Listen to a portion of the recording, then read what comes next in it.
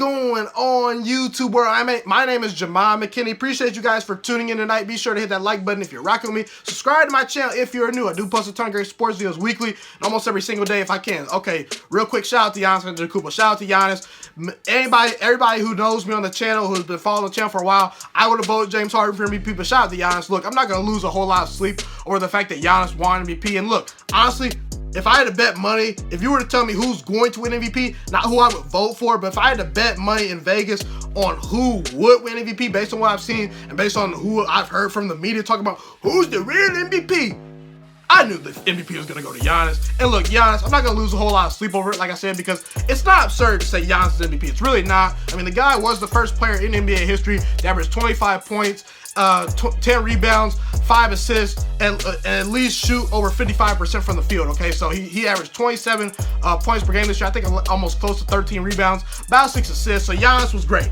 I mean, the Bucks won 60 games. That's a 16-game improvement from last year. So he deserves a lot of credit. And look, Giannis, look, a lot of people thought maybe if he won the championship this year, he would take the mallet from LeBron James or KD or Kawhi Leonard as the best player in the game today. Personally, I wasn't one of those people that believed that. But hey, Giannis, look, he's one of the best players in the league, one of the at least seven best players in the league. This may not be the first MVP he wins. And honestly, if Kawhi Leonard leaves the Toronto Raptors, the Bucks are going to run the East, okay? He has the potential to win at least 2 or 3 championships, maybe 2 or 3 finals MVPs, maybe another 2 or 3 regular season MVPs, especially if he can just get a jump shot. So Giannis is great, but he didn't deserve to get MVP in my opinion. That's just my opinion. This is my opinion. Look, basically it boils down to this, okay?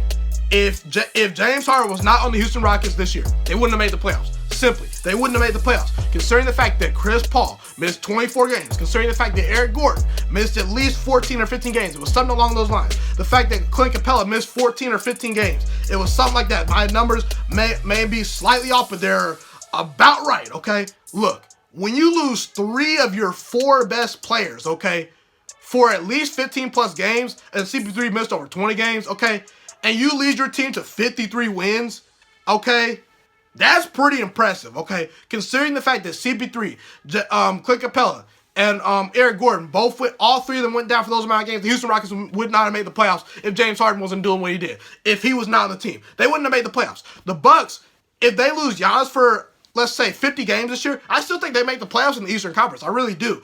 And look, you got to look at it this way. I really want you guys to ask yourself this. Let's say that Brook Lopez missed at least 15 games this year. Let's say that Eric Bledsoe missed at least 15 games this year. Let's say Malcolm Brogdon missed at least 15 games this year, although he did miss a couple games, okay? Let's say Chris Middleton missed about 19 or 20 games this year. You really think the Bucks are going to win 60 games this year? I don't think so. The Bucks had no major injuries this year, hardly except Malcolm Brogdon being injured towards the end of the season, okay? And look, if that happened, let's say that happened. Let's say they missed what's his name? Chris Middleton. Let's say they missed Eric Bledsoe. Let's say they missed Brook Lopez for those amount of games. Do you really think Giannis could do what James Harden did? Because James Harden dropped 30 points versus every team he played this year. He had 50 and 40-point triple-doubles, okay? He dropped 60 points twice on the season. I mean, offensively, this is not even close. And look, I understand that Giannis, he's a candidate for Defensive Player of the Year. I would not have given it to him. Rudy Gobert got the award tonight. He deserved to get that award, okay? But look, Giannis would not be able to do what James Harden did. He simply wouldn't be able to do. Swap them for each situation. I think the Bucks win 60 games if they have James Harden lead their team this year, okay? I really do. I think if you put Giannis in that situation that James Harden was in, because let's not forget, people will say, oh, James Harden just shoots a lot. He shoots. He's a ball hog. James Harden had to score 40 and 50 points a night for the Rockets to win. He had to take those and hit those clutch perimeter shots in the regular season at least. I understand he chokes in the playoffs, but hey, and even if you want to say that, look, it goes to the best player in the league, well, James Harden's a better player than Giannis Antetokounmpo. He is. And look, I'm not taking into account the postseason at all because the awards, the voting for the awards was put in before the playoffs started, so that doesn't even count. And look,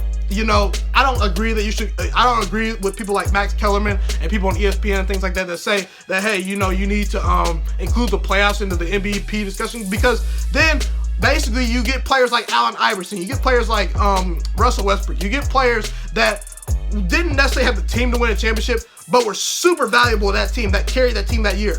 And, Oscar Robertson as the MVP. I mean, Charles Barkley as the MVP. Karl Malone as the MVP. So I think some of those players would get lost in history if we didn't do that, okay? But let's also not forget the Houston Rockets won 53 games in a tight Western Conference, okay? Look, leading your team to 53 wins when you lose 3 of your 4 most important players, okay, for at least 20% of the season is more impressive than leading your team to 60 wins in a weaker conference when all your team is fully healthy. It just is nothing to take away from what Giannis did. Giannis had a great season, but James Harden clearly by far was MVP. Let's also not forget, James Harden's defense has really improved. People want to say, oh, Giannis was the superior defender. I agree with that, but James Harden was second in the league in steals. He was second in deflections. We got to at least take into account the guys trying on defense. And considering the fact the offensive load he had to carry, the fact that he was second in steals and second in deflections, that's great.